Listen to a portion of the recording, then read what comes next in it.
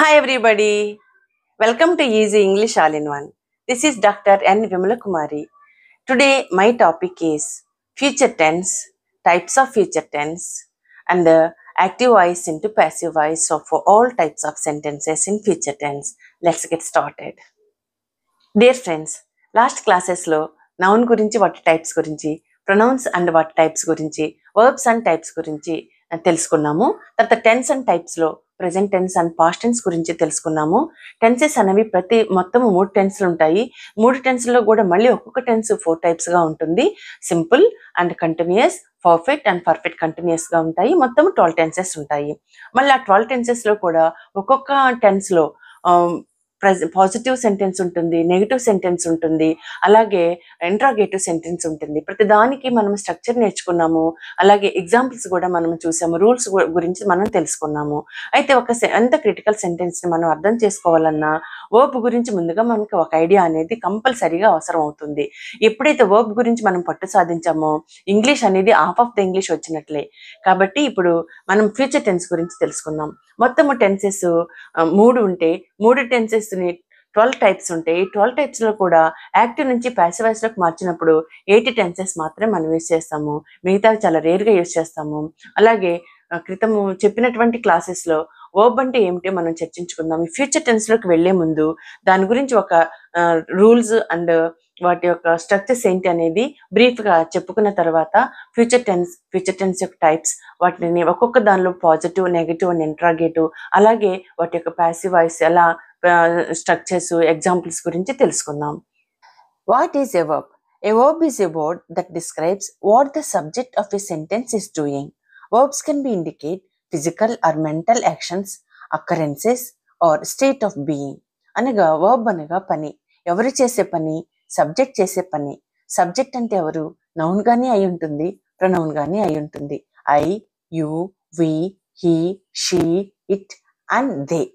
ఇలా వీరు చేసేటటువంటి యాక్షన్స్ కానీ, వాటి యొక్క స్థితులు కానీ, ఆ యాక్షన్స్ కూడా అవి ఫిజికల్గా యాక్షన్ అయినా అయి ఉంటాయి, లేదా మెంటల్ యాక్షన్స్ అయినా అయి ఉంటాయి, లేదా వాటి యొక్క స్థితులైనా అయి ఉంటాయి.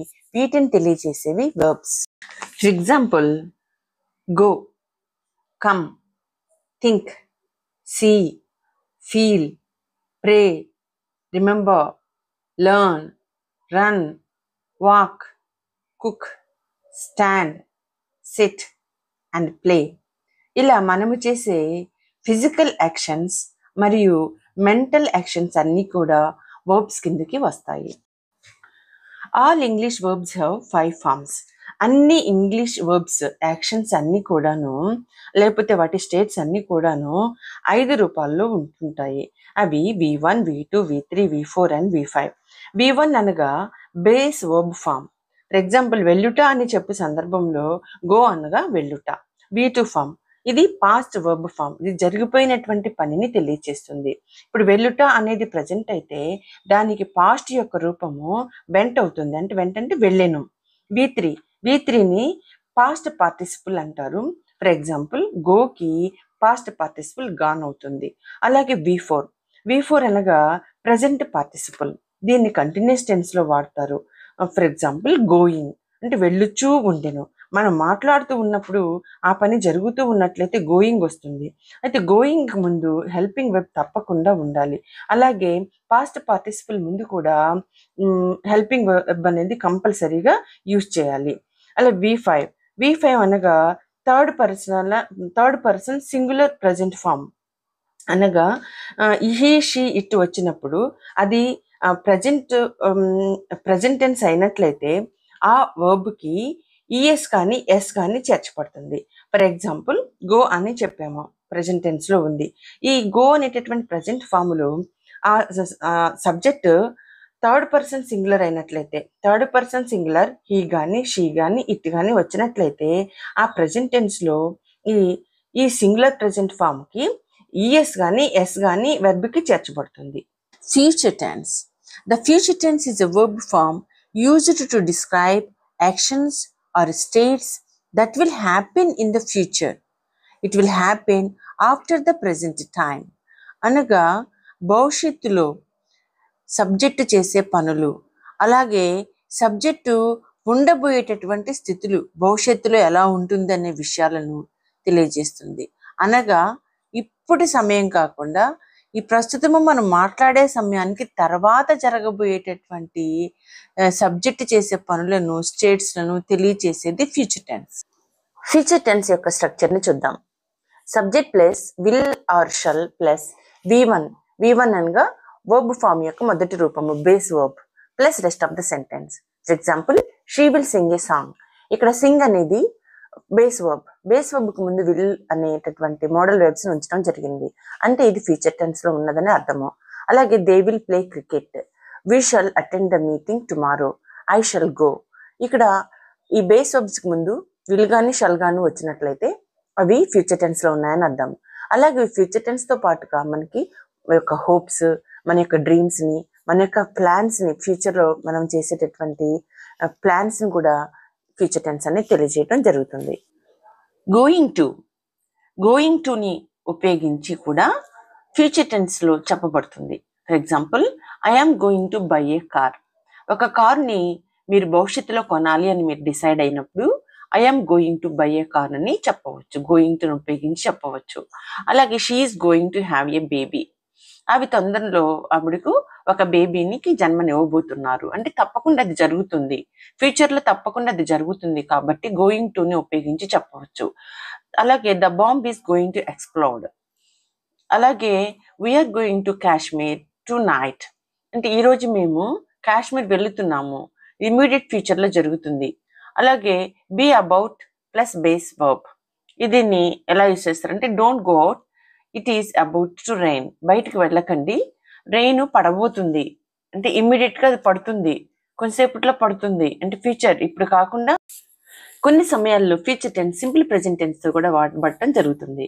కొన్ని క్లాసెస్ ఇఫ్ తోను, unless, when, while, as, before, after, until, till, by the time and as soon as తో ఉన్నప్పుడు ప్రెజెంట్ టెన్స్ ను వాడటం జరుగుతుంది. For example I won't go out if it rains. ఒక వర్షం పడితే నేను బయటికి వెళ్ళను.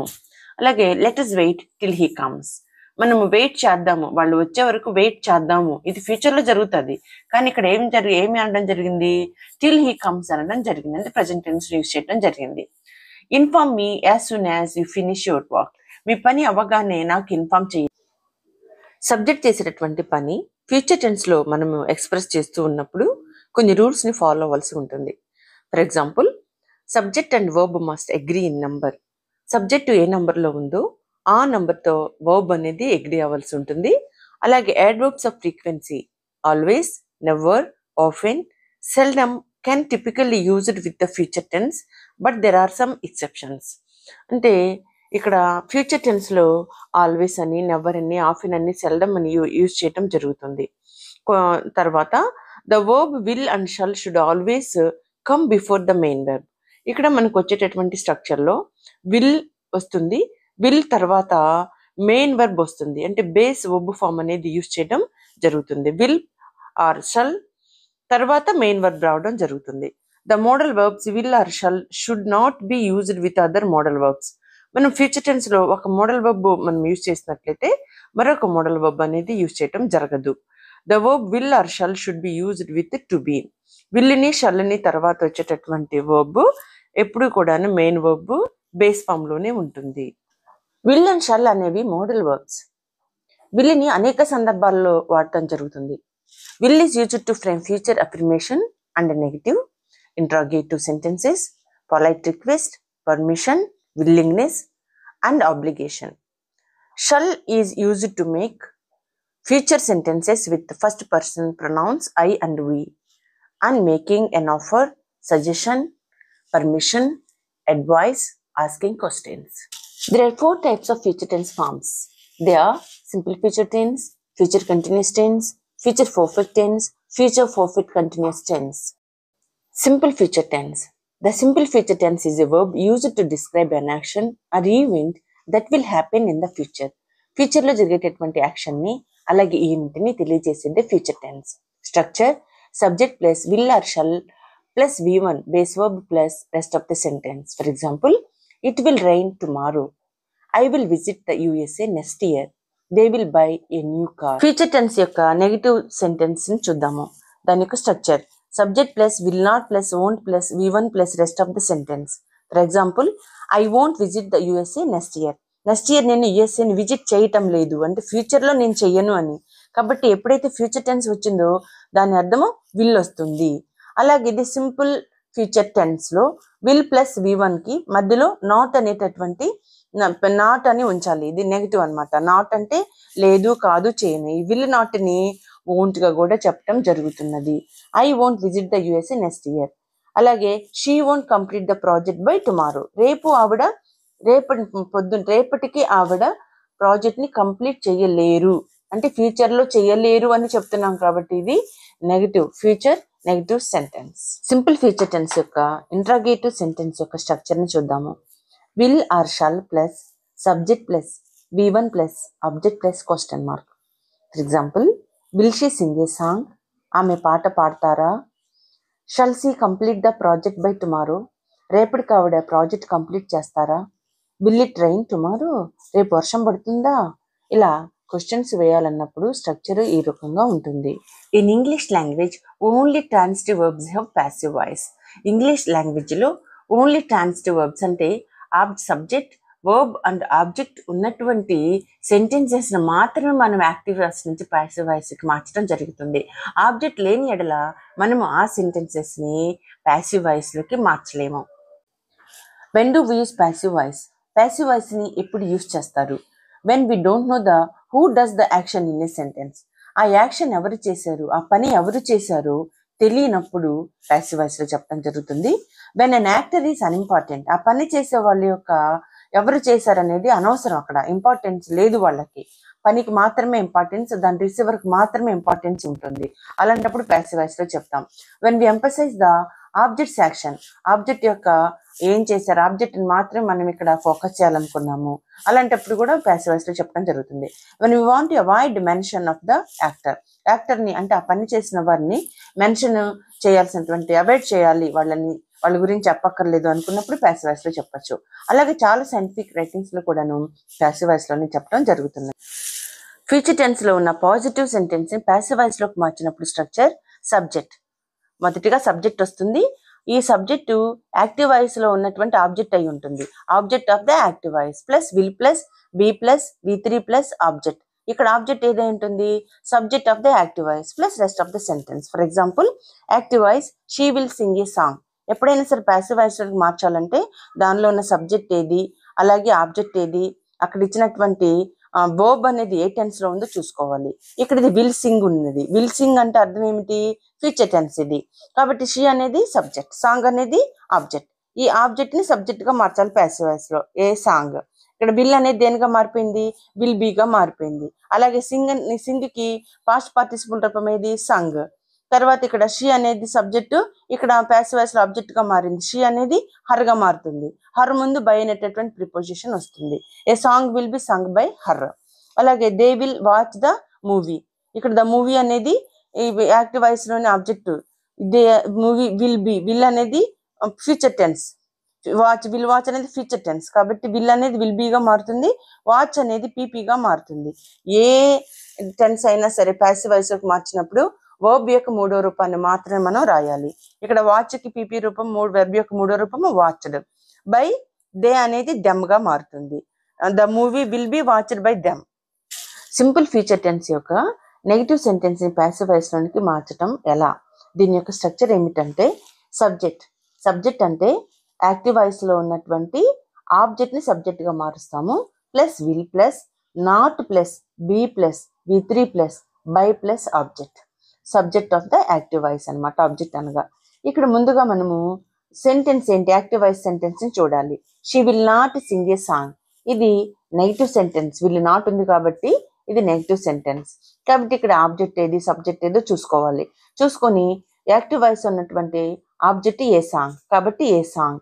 Will not be sung by her అని ప్యాసివ్ వాయిస్ లోకి మార్చవలసి ఉంటుంది. సింపుల్ ఫ్యూచర్ టెన్స్ యొక్క ఇంట్రాగేటివ్ సెంటెన్స్ ని ప్యాసివ్ వాయిస్ లోకి మార్చినప్పుడు స్ట్రక్చర్ అండ్ ఎగ్జాంపుల్స్ చూద్దాము.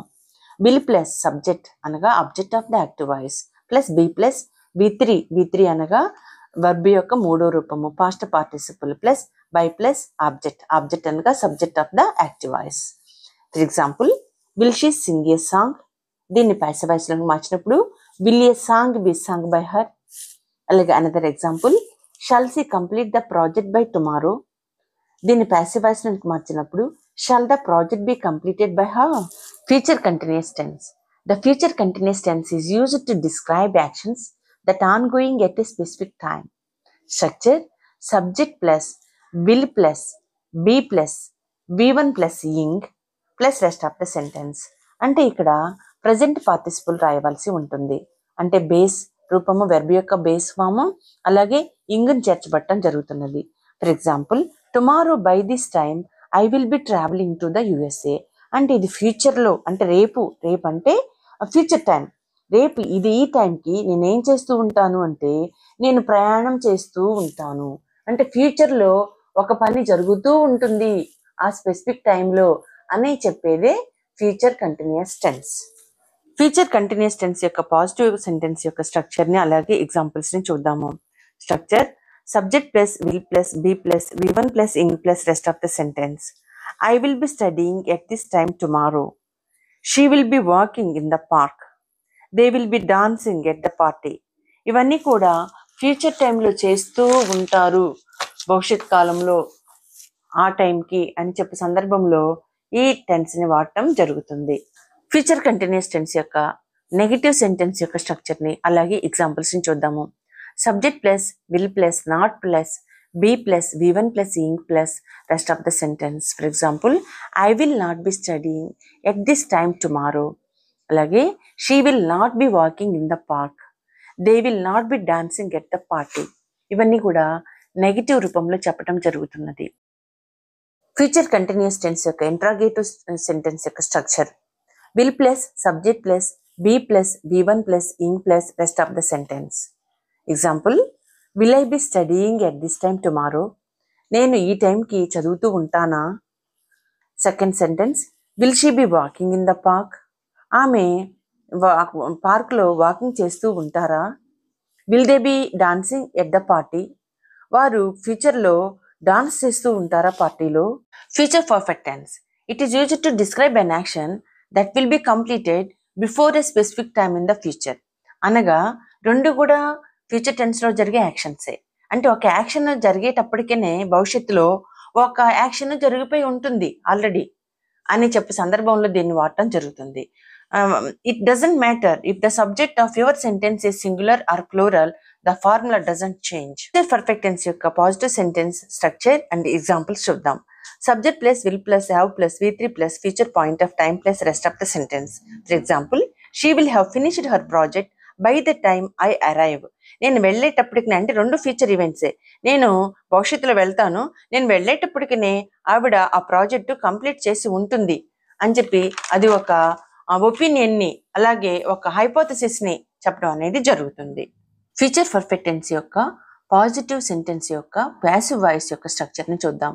సబ్జెక్ట్ అనగా object of the active voice plus will plus have plus v3 plus by plus object అనగా subject of the active voice plus rest of the sentence.